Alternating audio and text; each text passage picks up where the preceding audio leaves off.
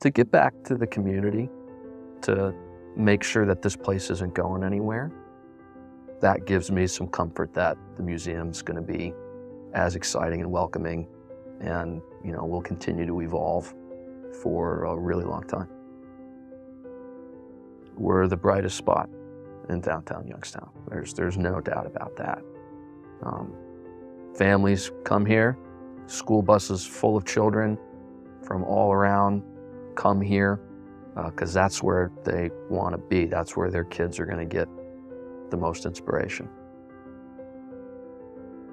I was raised very much in a knowledge is power household, and was encouraged to be curious about anything and everything. And so to have a place like this, a hands-on place for children to come, my kids,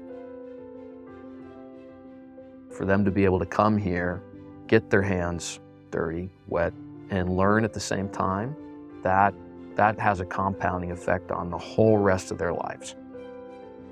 I think we're starting to recognize the power our museum has in those moments of inspiration, that they're occurring in Youngstown. We want people to remember that they occurred in Youngstown. My kids love "oh wow."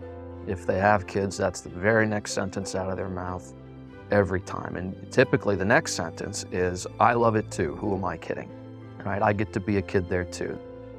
"Oh wow's" mission, I think, at its core is to inspire people, but with concepts that have some real-world effect and concepts that maybe you take for granted. Our outreach programs and the activities we bring to the community outside of our walls, right? So we were very committed to being in schools, bringing schools to us, and allowing that moment of inspiration, that "oh wow" moment, to occur not just here. It's amazing that we have something of this caliber right here in Youngstown.